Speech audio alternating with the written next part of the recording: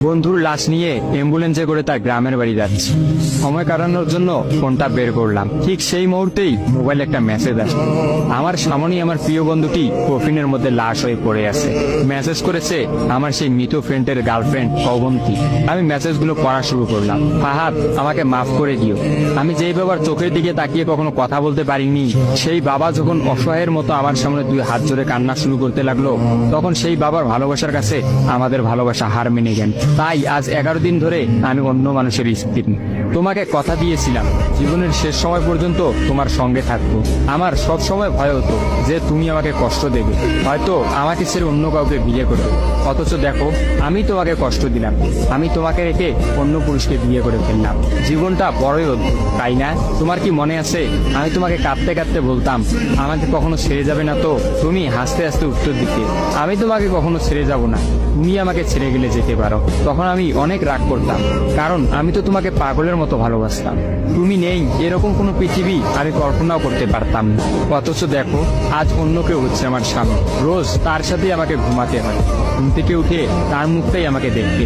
মানুষের জীবন এমন কেন যে যাকে চায় যদি তাকে পায়? প্রকৃতি তাতে কি এমন আসে যায়? কেনই বা প্রকৃতি তাদেরকে কাঁদায়? হুট করেই সবকিছু হয়ে গেছিল, তাই আমি ইচ্ছে করেই তোমার সাথে যোগাযোগ বন্ধ করতেই আমার নাম্বারটা বন্ধ করলাম। বিয়ের দিন ভাইয়ের ফোন হাতে নিয়ে আমার ফেসবুক আইডিটাও ডিলিট করে দিলাম। তুমি অনেক কষ্ট পেয়েছো আমি জানি, যার সঙ্গে সারা জীবন কাটাবো ভেবেছিলাম তাকেই শেষমেশ কষ্ট দিলাম। আমার পরিবারের সবাই খুশি, আমার স্বামীটা অনেক ভালো, এখন পর্যন্ত যা ব্যবহার করেছে আমার ভালোই লেগেছে। তবে ভবিষ্যতে কি হবে জানি না। তোমার কি আমার সেই প্রথম দেখা হওয়ার কথা মনে আছে? তবে সেটাই যে প্রথম দেখার, সেটাই যে শেষ দেখা হবে, এটা কখনোই ভাবতে পারি। আসলে মানুষের চিন্তার বাইরে যে কত কিছুই ঘটে, তাই না? সেদিন আমি তোমার সাথে 3 ঘন্টা ছিলাম, কিন্তু সেই 3 ঘন্টায় কেউ কাউকে স্পর্শও করিনি। কিন্তু তুমি যখন আমাকে তোমার রিক্সায় তুলে নিতে তোমার হাতটা বাড়িয়ে দিলে, তখন আমি তোমার হাতটা প্রথম স্পর্শ করেছিলাম। বিশ্বাস করো, সেদিন আমার কিছুতেই তোমার হাতটা ছাড়তে ইচ্ছা করছিল না। তোমার ঘরে আমার জন্য কিনে রাখা শাড়িগুলো নিশ্চয়ই এখনো আছে। আচ্ছা, আমি তো এখন আর তোমার নই, ওই শাড়িগুলোকে আমি পাবো? তোমার তো যখনই কোনো শাড়ি পছন্দ হতো তুমি কিনে রেখে দিতে, আমি বলতাম বিয়ের পর সবগুলো একসঙ্গে নেব। দেখো, আজ আমি বিবাহিত, কিন্তু আমার স্বামী তুমি নও। আমি এমনটা কখনোই চাইনি। নিজের পছন্দের একটা মেয়েকে বিয়ে করে নিও, তারপরে শাড়িগুলো তাকে দিয়ে দিই।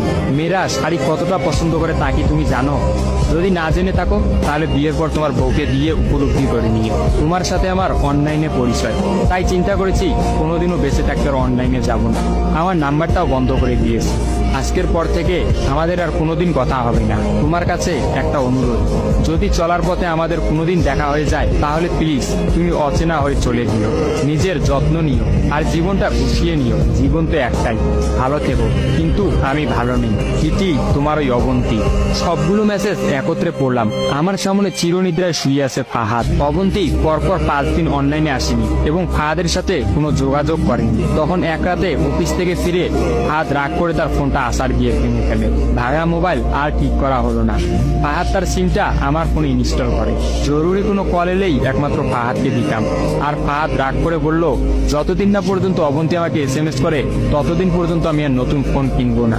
মোবাইল ভাঙার 2 দিন পরেই ফাহাদের প্রচন্ড জ্বর আসে। একদিনের মধ্যেই ফাহাদকে হাসপাতালের মধ্যে ভর্তি করলাম। ডাক্তার পরীক্ষা নিরীক্ষা করে বলল ফাহাদের ডেঙ্গু জ্বর হয়েছে। তবে চিন্তার কোনো কারণ নেই, ডাক্তারের কথা বিশ্বাস করেছিলাম। কিন্তু ডাক্তার তো সবকিছুর খবর জানেন না, যিনি জানেন তিনি হচ্ছেন সৃষ্টিকর্তা। ফাহাদের হয়তো এই জ্বরকেই মৃত্যুর একটা ওসিলা বানিয়েছিলেন। যেই ডাক্তার বলেছিল চিন্তার কোনো কারণ নেই, আজ সকালে সেই ডাক্তারই ফাহাদকে মৃত ঘোষণা করলো। ফাহাদের আর জানা হলো না অবন্তীর কথা। আমিও অনেক ভেবে সিদ্ধান্ত নিলাম অবন্তীকে আর ফাহাদের মৃত্যুর খবরটা জানাবো না। অবন্তী যদি আর সত্যি অনলাইনে না আসে আর সেই পুরোনো সিমটা ইউজ না করে, তাহলে সে ফাহাদের মৃত্যুর খবর কখনোই জানতে পারবে না। কি বা লাভ এই সত্য সংসার জীবন শুরু করা মেয়েটাকে কষ্ট দিয়ে? অথচ আমি ভাবলাম সে হয়তো ভাববে ফাহাদ অনেক ভালো আছে। কোনো একদিন শাড়ি পরতে গিয়ে হয়তো অবন্তী ফাহাদের কথা চিন্তা করে।